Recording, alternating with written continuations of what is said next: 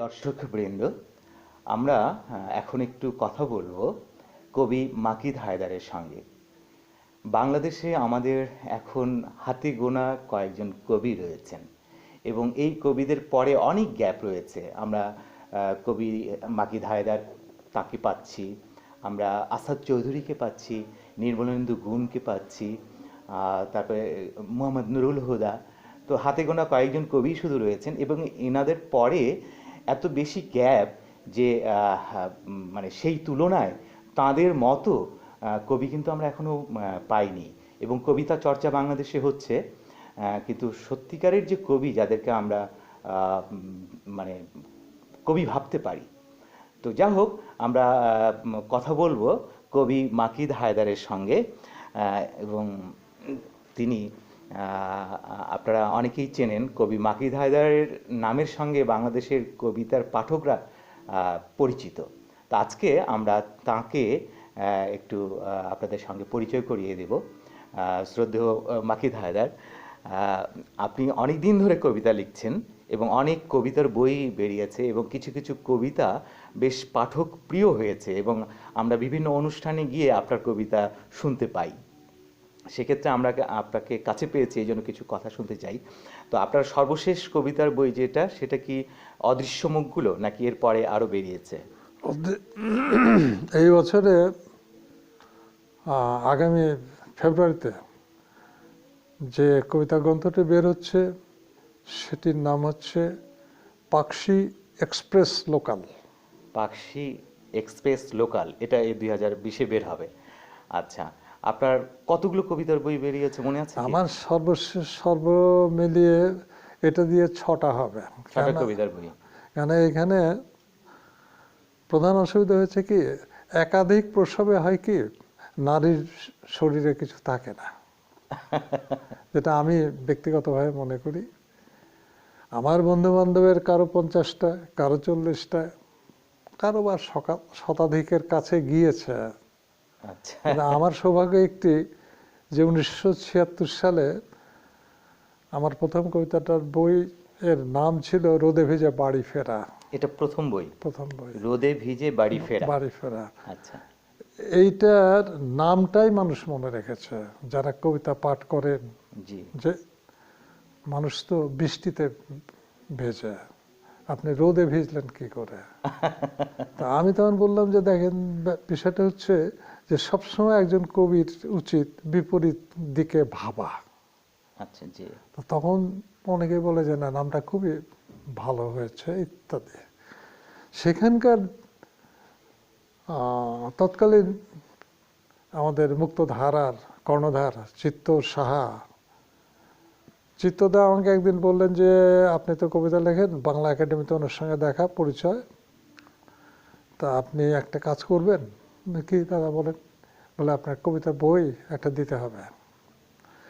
তা আমার অগ্রজ রশিদ হায়দার আর আমি বাংলা একাডেমি থেকে এই বোধ হয় 1974-75-এর দিকে বাংলা বাজারে গেলাম, যার পরে ম্যানুস্ক্রিপ্ট দিলাম। ম্যানুস্ক্রিপ্ট দেওয়ার পরে উনি রাখলেন, রেখে বললে যে আপনি কাকে দিয়ে কাভার করাইতে চান? হ্যাঁ, প্রচ্ছদ কাকে দিয়ে করাইতেন? তখন রশিদ ভাই বললেন যে কাজী হাসান হাবিব। আচ্ছা, হ্যাঁ। কাজী হাসান হাবিবকে দিয়ে করানো হবে, এক কালারের।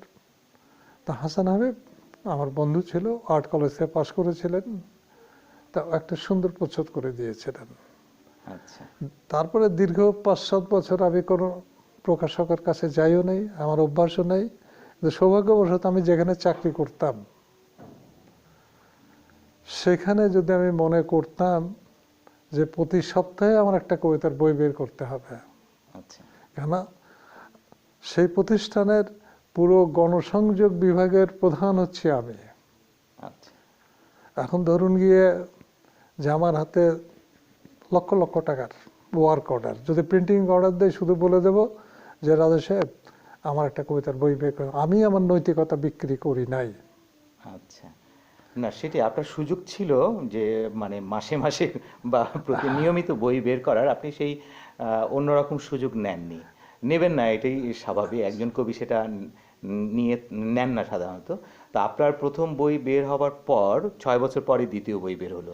তা আপনার বইয়ের সংখ্যা কম হলেও কিন্তু আপনি আমাদের পাঠকের কাছে কিন্তু অনেক সমাদৃত।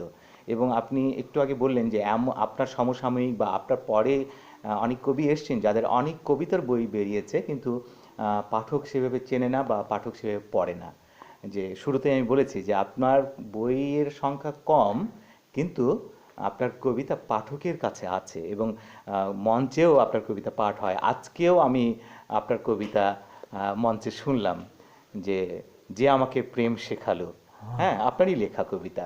তো সেক্ষেত্রে বই আসলে বড় কথা না, কবিতাকে কবিতা হতে হবে, এই আর কি। এইখানে প্রধান অসুবিধা হয়েছে অনেকগুলো। ধরুন এখানে আমরা 20 জন আছি, 20 জনই কবি, এবং আমি যেটা দেখি বা যাদের কবিতা পড়ি, কবিতার ভেতরে ব্যাকরণ আছে,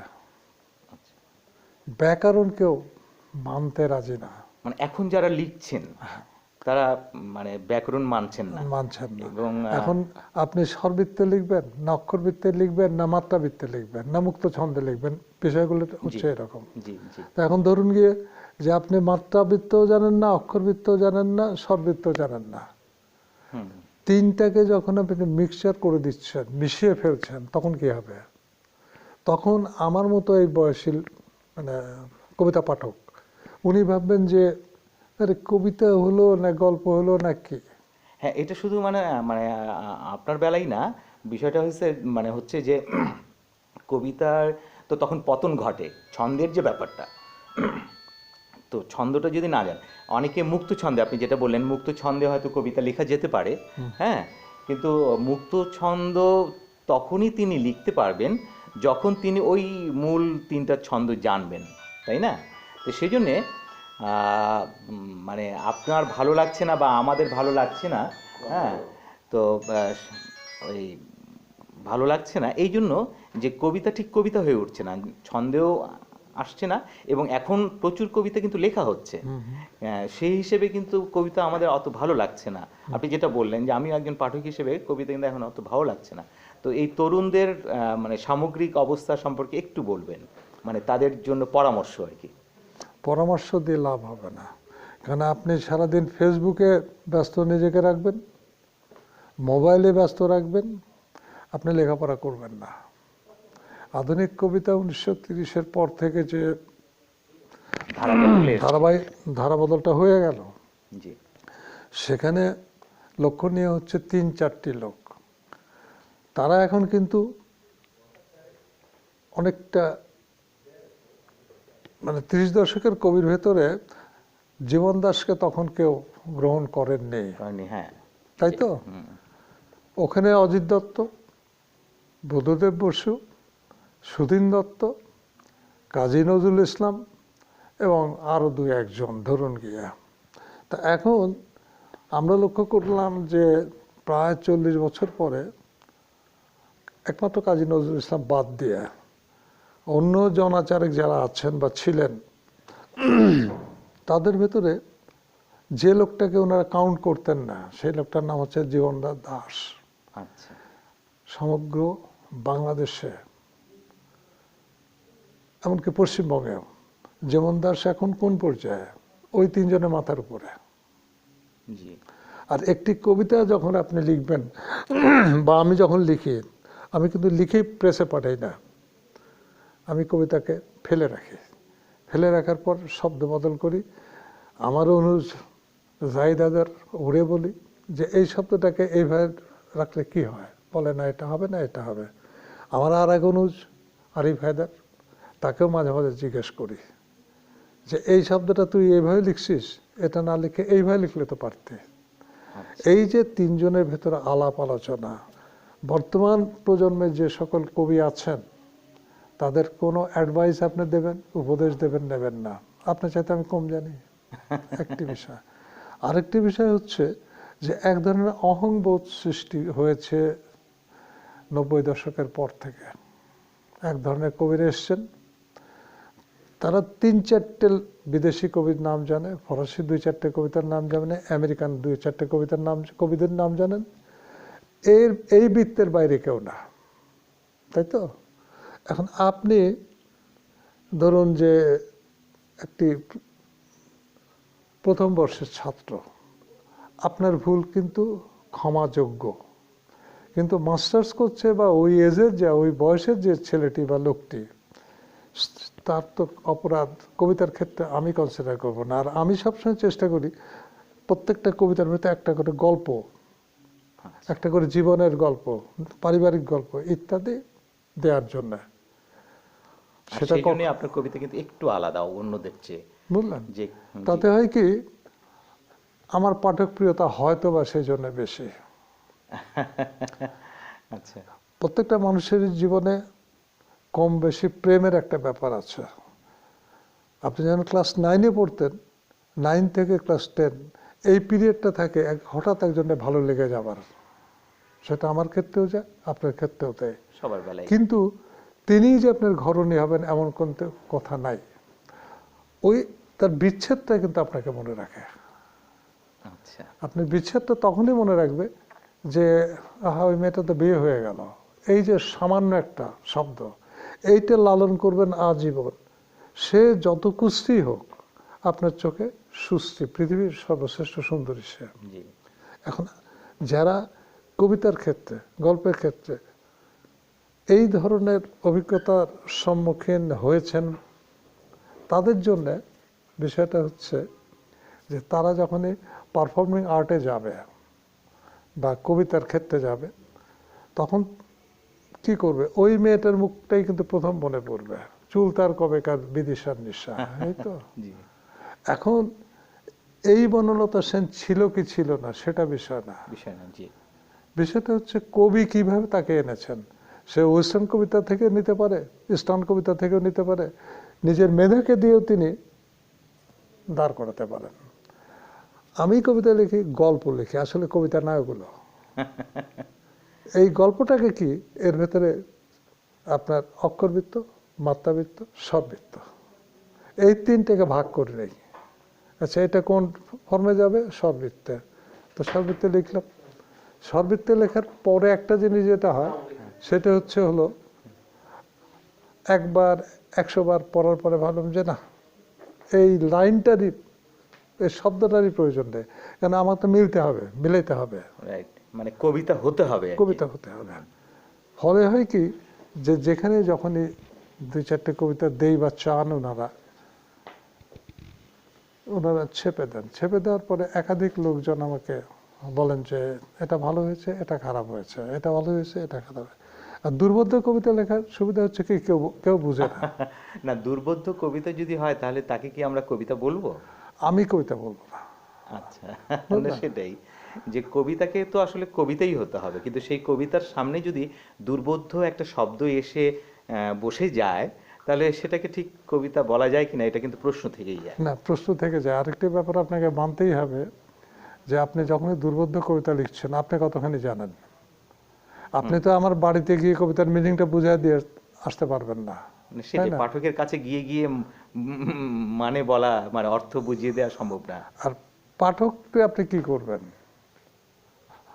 পাঠক করে কি, আপনার প্রথম 4 লাইন কবিতা পড়ে, শোনেন আমার কাছে, আচ্ছা, জি, 4 লাইন পড়ার পরে দেখলো যে না 5 লাইনে আর যাওয়া যাবে না, আস্তে করে বইটা রেখে দিল। বুঝলেন? আচ্ছা, আচ্ছা, ধরুন রাজা গল্প লেখে, রাজা উপন্যাস লেখে, কবিতা লেখে, তা রাজার মনের আনন্দে কিন্তু তিনি লিখে যাচ্ছেন। এখন পাঠক আদৌ নেবে কিনা সেটা কিন্তু সেই মুহূর্তে ওনার মাথায় কাজ করে না। ছাপা হলো, বই আকারে বেরোলো, তখন আর আপনার কোনো দায়িত্ব থাকলো না। যিনি বইটা কিনলেন, কেনার পরে 5-7-10 পৃষ্ঠা পরে দেখলেন যে না, এটা অপাঠ্য। ধরুন গিয়ে বাদ দিয়ে দিল আর কি। বিলাসী গল্প যখন আমরা ক্লাস 9-10-এ পড়েছি, প্রথমে কিন্তু বোঝাই যাচ্ছে না গল্পকার শরৎচন্দ্র কি বলতে চাচ্ছেন। গ্রামের ধুলো, মশার কামড়, সন্ন্যাসগিরি করতে গিয়ে মশার কামড় খেয়ে সন্ন্যাসগিরি ছেড়ে দিলাম, এই যে 3 পৃষ্ঠা ধরে তিনি তার পারিপার্শ্বিকতা বর্ণনা করছেন, তাই তো? 4র্থ পৃষ্ঠায় গিয়ে কি হলো, তারই সহপাঠী ছিল মৃত্যুঞ্জয়, তাই তো? এখন গল্পে ইন করলেন। হুম, ধরুন গিয়ে নষ্টনীর, নষ্টনীর যখন রবীন্দ্রনাথের পড়েন আপনি আপনি কিন্তু প্রথমে বুঝতে পারবেন না ওর ভেতরে কি কি আছে না আছে, এবং কোন দিকে যাচ্ছে কোন গল্পটা। দিকে গল্পটা যাচ্ছে। জি, রাইট। ছুটি গল্প, পোস্টমাস্টার গল্প, অসাধারণ গল্প। 119টা গল্প। অসাধারণ। সবগুলো যে কালোত্তীর্ণ আমি সেটা বলবো না অ্যাজ এ পাঠক হিসাবে। আচ্ছা। আবার কবিতার ক্ষেত্রে ছন্দবদ্ধ কবিতা যখন পড়ছেন, ধরুন গিয়ে শুধু বিঘে দুই ছিল মোর ভয়, এই যে অন্তমেল অন্তমেল অন্তমেল, এইটা কি হচ্ছে আপনার প্রাণের ভেতরে গেঁথে যাচ্ছে। হ্যাঁ, এবং কাহিনী আছে, আপনি একটু আগে বলছিলেন যে গল্প কাহিনী আছে একটা। ভিত্তিক, বা আমরা এইভাবে বলতে পারি যে সেই কবিতাগুলো কাহিনী কবিতাও বলা যায়। রবীন্দ্রনাথের বেশ কিছু কবিতা এরকম কবিতা আছে, কাহিনী আছে। কাহিনী কবিতা, ওই যে দেবতার গ্রাস। আচ্ছা, এর মধ্যে আপনাকে আমরা দেখেছি যে কবিতা ছাড়াও আপনি অন্য বিষয়ের কিছু গদ্য লিখেছেন। হ্যাঁ, মানে সেগুলো কি সব মানে প্রবন্ধ নিবন্ধ এরকম, নাকি গল্প কিছু লিখেছেন? আমি গল্প লিখেছি, প্রথম গল্প ছাপা হয়েছিল 1971 সালে, অনেক আগে। ওটা হলো সাপ্তাহিক চিত্রালীতে। চিত্রালী, হ্যাঁ। সে সময় চিত্রালীর দাম ছিল তখন 4 আনা।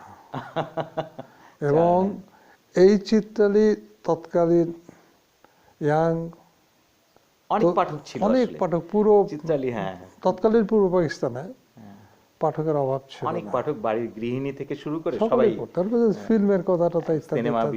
বিষয়ে বেশি একটা করে গল্প থাকতো, একটা করে। সেখানে আপনার প্রথম গল্প ছাপা হয়। প্রথম গল্প। তারপরে হচ্ছে আরো কিছু গল্প। গল্পগুলোকে নিয়ে কি আপনার বই হয়েছে? আমার একটা বই বেরিয়েছে মাত্র, গল্পের বই। হ্যাঁ। সেটা আমি ঠিকই গল্প মনে করি না। ইত্তেফাকে একবার গিয়েছি, আপনার যে সময় থাকে একটু আমি বলি, বুঝলেন। হ্যাঁ, জি। ইত্তেফাকে গিয়েছি, যাওয়ার পরে রকুনুজ্জামান দাদা ভাই এবং আল মুজাহিদি সাহেব দুইজন কথা কাটাকাটি হচ্ছে। কাটাকাটির বিষয় হচ্ছে একটা চেয়ার। এই চেয়ার নিয়ে আমি একটা গল্প লিখেছিলাম, আচ্ছা। ওটা পুরো ইত্তেফাকের সাহিত্য পেশ। এই গল্পটা বিবিধ ভাষায় অনুদিত হয়েছে, ও আচ্ছা, অনেক ভাষায়। অনেক ভাষায়। চেয়ার শুধু সব জানে, সে শুধু কথা বলতে পারে না। বাহ, সুন্দর। তাই তো, চেয়ার সব জানে কিন্তু সে কথা বলতে জানে না। চমৎকার। এই যে বিষয়টা আপনি কোনভাবে নেবেন সেটা আপনার দেখার বিষয় আছে। আরেকটা বিষয় হচ্ছে, রবীন্দ্রনাথের গল্পে বলি, শরৎচন্দ্রে বলি, বুদ্ধদেব বসু বলি, আর মনে করেন যে সমরেশ মজুমদারের কথাই বলি, একাধিক লোকের কথাই বলা যেতে পারে।